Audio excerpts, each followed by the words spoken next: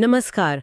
आज हम एक ऐसे दर्शन की दुनिया में उतर रहे हैं जो हजारों साल पुराना है, लेकिन जिसके सिद्धांत आम आज की दुनिया को आईना दिखाने की ताकत रखते हैं। हम बात कर रहे हैं जैन दर्शन की, इसकी विचारधारा और भारतीय संस्कृति पर इसके गहरे और कह सकते हैं अक्सर अनदेखे प्रभाव की। जी, हमारे सामने जो स्रोत हैं वे इसकी उत्पत्ति की प्राचीनता से लेकर इसके अनोखे दार्शनिक विचारों और कला में इसके अद्भुत योगदान तक फैले हुए हैं। ये हमें एक ऐसी परंपरा की कहानी बताते हैं जिसने त्याग में सौंदर्य और अनेकता में सत्य को देखा। तो आज की इस चर्चा का मिशन यही है, ये समझना कि आत्मसंयम पर इतना जोर देने वाली ये विचारधारा इतनी रचनात्मक और सहिष्णु कैसे बन गई। चलिए इस दिलचस्प विरोधाभास को परत दर परत खोलते हैं। शुरुआत करते हैं इसकी जड़ों से। आमतौर पर माना जाता है कि जैन धर्म वो वैदिक कर्म कांडों की प्रतिक्रिया में पैदा हुआ एक सुधारवादी आंदोलन था, लेकिन क्या कहानी इतनी सीधी है? नहीं, ये तस्वीर का बस एक छोटा सा हिस्सा है। असल में इसकी जड़ें कहीं ज्यादा गहरी हैं। ये श्रमण परंपरा का हिस्सा है जो ज्ञान और मोक्ष के लिए तप और ध्यान पर जोर देती थी। लेकिन सबसे चौंकाने वाली बात यह है कि पहले तीर्थंकर ऋषभनाथ का जिक्र सिर्फ जैन ग्रंथों में नहीं, बल्कि ऋग्वेद जैसे प्राचीन वैदिक ग्रंथों में भी मिलता है। क्या बात है। मतलब जब हम जैन धर्म को वैदिक परंपरा की प्रतिक्रिया कहते हैं तो हम असल में कहानी को बहुत सीमित कर रहे हैं। ये तो उसी जमीन से निकली एक समानांतर धारा जैसी लगती है जो शायद वैदिक काल से भी पहले से बह रही थी। तो फिर ये विचारधारा फैली कैसे? इसे राजाओं और साम्राज्यों का साथ कैसे मिला? बिल्कुल, किसी भी विचार को फैलने के लिए संरक्षण की जरूरत होती है, और जैन धर्म को ये मिला। मौर्य साम्राज्य के संस्थापक चंद्रगुप्त मौर्य ने अपने जीवन के आखिरी दिनों में जैन धर्म अपना लिया और दक्षिण भारत चले गए।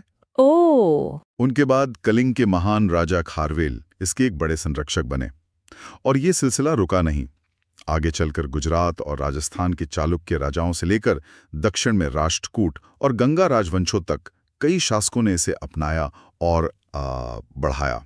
अगर इसकी जड़ें इतनी गहरी हैं और इसे राजाओं का संरक्षण भी मिला, तो जरूर इसके विचारों में कुछ ऐसा खास रहा होगा जो लोगों को अपनी ओर खींचता था। चलिए अब इसके दर्शन पर आते हैं। और शायद सबसे पहली और चौंकाने वाली बात यह है कि जैन धर्म में कोई सृष्टिकर्ता ईश्वर नहीं है। हाँ, और यही वो बिंदु है जहां जैन दर्शन दुनिया के कई बड़े धर्मों से अपना रास्ता अलग कर लेता है। इसके अनुसार ये ब्रह्मांड किसी ने बनाया नहीं है, ये हमेशा से था और हमेशा रहेगा। मतलब ये शाश्वत है, ये अपने आप में पूर्ण है और अपने ही प्राकृतिक नियमों से चलता है। यहाँ वास्तविकता को दो मूल श्रेणियों में समझा जाता है। जीव यानी हर वो चीज जिसमें चेतना या आत्मा है, पेड़ पौधों से लेकर इंसानों तक। और दूसरा अजीव। जी, और दूसरा है अजीव, यानी जिसमें चेतना नहीं है, जैसे पदार्थ, समय और स्थान। और इससे जुड़ा है कर्म का सिद्धांत, जो मुझे लगता है इस दर्शन का सबसे क्रांतिकारी विचार है। ज्यादातर लोग कर्म को एक नैतिक बही खाते की तरह समझते हैं। अच्छा करोगे तो अच्छा फल मिलेगा, बुरा करोगे तो बुरा। लेकिन यहाँ तो मामला ही कुछ और है। बिल्कुल, ये समझना बहुत जरूरी है। जैन दर्शन में कर्म कोई अमूर्त नैतिक नियम नहीं है, बल्कि एक भौतिक पदार्थ है। भौतिक पदार्थ? हाँ, बहुत ही सूक्ष्म कण जो हमारे विचारों, शब्दों और कामों से पैदा हुई ऊर्जा के कारण आत्मा की तरफ खींचते हैं और उस पर एक परत की तरह चिपक जाते हैं। जैसे धूल कपड़ों पर चिपक जाती है। एकदम सही। और यही कर्म कण आत्मा के स्वाभाविक गुणों जैसे अनंत ज्ञान और अनंत सुख को ढक लेते हैं। यही बंधन है। एक मिनट। कर्म कोई नैतिक बही खाता नहीं, बल्कि एक भौतिक पदार्थ है। मतलब अच्छे बुरे विचार और काम किसी धूल की तरह आत्मा पर चिपक जाते हैं। ये तो पूरी सोच को ही पलट देता है। तो फिर मोक्ष का मतलब हुआ आत्मा की इस कर्म धूल से सफाई करना। आपने बिल्कुल सही समझा। मोक्ष का मतलब है कठोर आत्मा अनुशासन, तपस्या और ध्यान के जरिए आत्मा पर चिपके इन सभी कर्म कणों को एक एक करके हटा देना। जब आत्मा इन सभी बाहरी कणों से मुक्त हो जाती है तो वो अपने असली, शुद्ध और मुक्त स्वरूप में वापस आ जाती है। यही कैवल्य या मोक्ष है।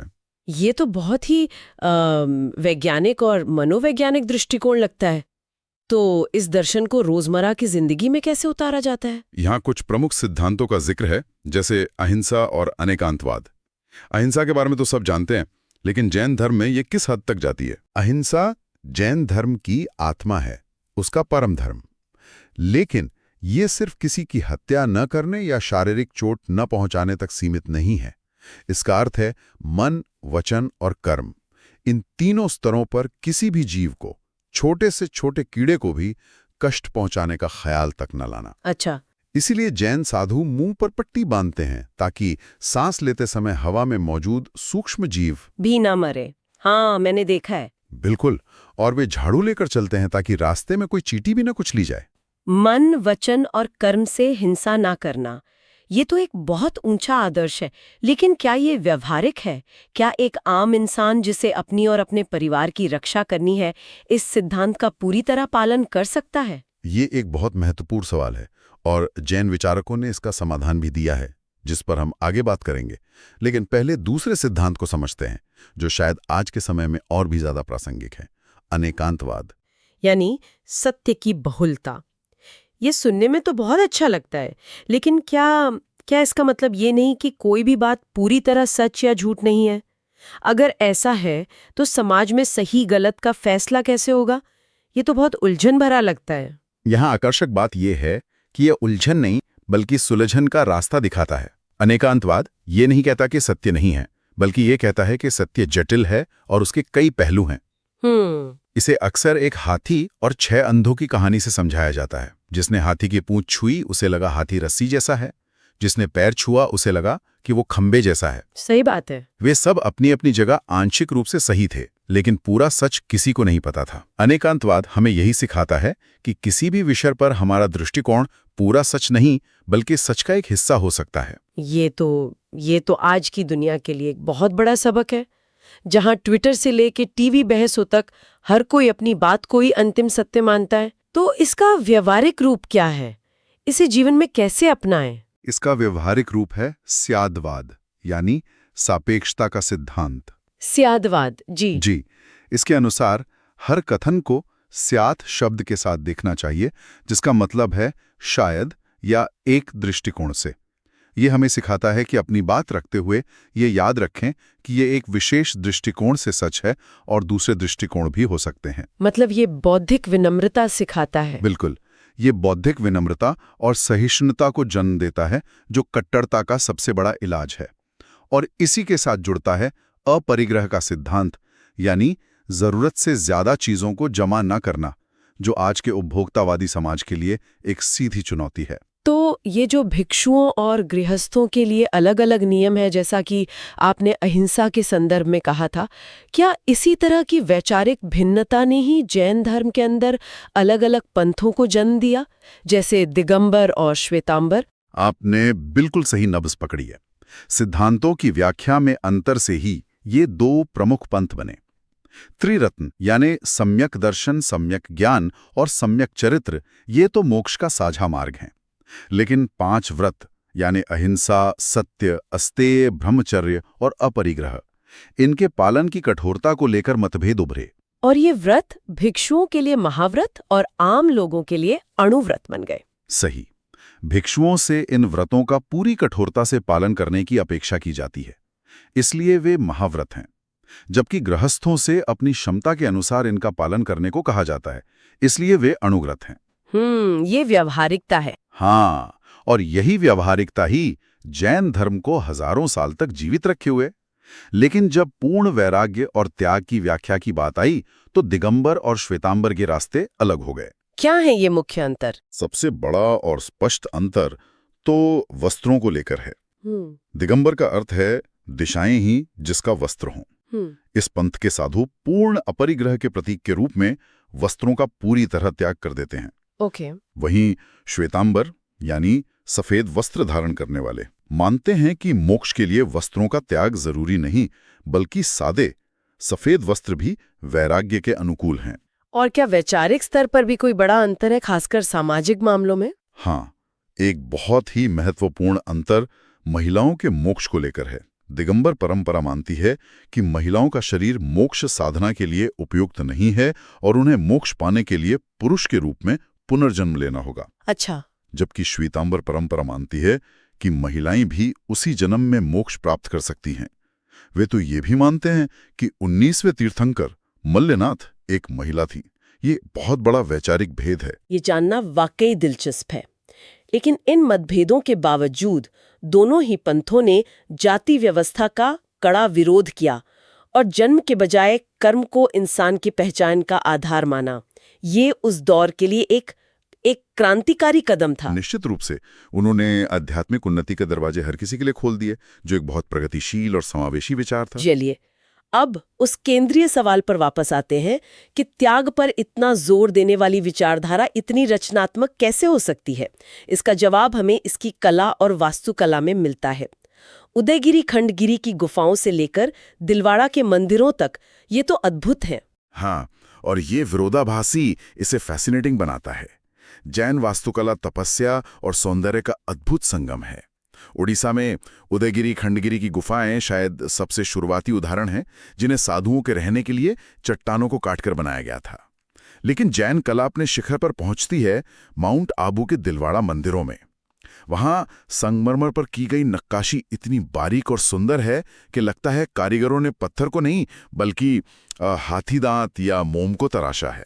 मतलब एकदम जीवंत। हाँ, हवा चले तो पत्तियां हिलने लगें, इतनी जीवंत है वो कला। और कर्नाटक के श्रवण बेलगोला में गोमतेश्वर यानी बाहुबली की विशाल मूर्ति, वो तो वैराग्य का एक अलग ही स्तर दिखाती है। श्रवण बेलगोला में भगवान बाहुबली की 57 फुट ऊंची एकाश्म मूर्ति यानी एक ही चट्टान से बनी त्याग और शांति का परम प्रतीक है। मूर्ति खड़ी है, ध्यान में लीन, और उनके शरीर पर बेलें चढ़ गई हैं, जो इस बात का प्रतीक है कि वो इतने गहरे ध्यान में हैं कि उन्हें बाहरी दुनिया का कोई होश ही नहीं है। ये मूर्ति दिखाती है कि सच्चा वैराग्य बाहरी दुनिया से भागना नहीं, बल्कि उसके बीच रहते हुए भी उससे अप्रभावित रहना है। मैंने पढ़ा है कि तीर्थंकरों की मूर्तियों को सिर्फ 2 ही मुद्राओं में बनाया जाता है, एक खड़ी हुई और एक बैठी हुई, कायोत्सर्ग और पद्मासन। इसका क्या महत्व है? ये दोनों मुद्राएं ही गहरे ध्यान और आत्मनियंत्रण को दर्शाती हैं। पद्मासन तो परिचित बैठी हुई ध्यान मुद्रा है, लेकिन कायोत्सर्ग ज्यादा अनूठी है। ये खड़ी ध्यान मुद्रा है जिसमें शरीर को बिना किसी सहारे के पूरी तरह स्थिर और शिथिल छोड़ दिया जाता है, मानो शरीर का अस्तित्व ही मिट गया हो। वाह! ये दोनों ही मुद्राएं इस बात का प्रतीक हैं कि बाहरी दुनिया की हलचल से ध्यान हटाकर आत्मा पर केंद्रित करना ही मोक्ष का मार्ग है। और यह संदेश सिर्फ मूर्तियों के जरिए नहीं बल्कि शब्दों के जरिए भी फैलाया गया होगा। साहित्य में इसका क्या योगदान रहा? बिल्कुल, जैन धर्म के सबसे पुराने और प्रामाणिक ग्रंथ आगम कहलाते हैं। दिलचस्प बात यह है कि इन्हें संस्कृत जैसी विद्वानों की भाषा में नहीं बल्कि अर्धमागधी प्राकृत में लिखा गया, जो उस समय आम लोगों की भाषा थी, ताकि ज्ञान सब तक पहुंचे। हाँ, मतलब साफ था ज्ञान कुछ लोगों तक सीमित नहीं रहना चाहिए। इसके बाद जैन विद्वानों ने संस्कृत, कन्नड़, तमिल और गुजराती जैसी कई भाषाओं के साहित्य को समृद्ध किया। तो अगर हम आज के भारत पर इसके असर को समेटना चाहें तो इसकी सबसे बड़ी विरासत क्या होगी? अगर हम इसे बड़ी तस्वीर से जोड़कर देखें तो भारतीय नैतिकता और जीवन शैली पर इसका बहुत गहरा प्रभाव है। आज भारत में जो शाकाहार की परंपरा इतनी मजबूत है, उसके पीछे जैन धर्म के अहिंसा के सिद्धांत का बहुत बड़ा योगदान है। सही बात है। पर्यावरण संरक्षण का विचार भी इसके जीवदया और अपरिग्रह के सिद्धांतों में ही छिपा है। और सबसे खास बात तो ये है कि महात्मा गांधी के सत्याग्रह और अहिंसा के आंदोलन की जड़ें भी इसी दर्शन में थीं। हाँ, गांधी जी ने खुद स्वीकार किया था कि उनके अहिंसा के विचार को जैन दार्शनिक श्रीमद् राजचंद्र से गहरी प्रेरणा मिली थी। तो हम कह सकते हैं कि भारत की आज़ादी की लड़ाई की वैचारिक नींव में भी जैन दर्शन का एक पत्थर लगा है। अक्सर जैन धर्म की तुलना बौद्ध धर्म से की जाती है। दोनों लगभग एक ही समय में एक ही भौगोलिक क्षेत्र में उभरे और दोनों ने वैदिक कर्मकांडों को चुनौती दी।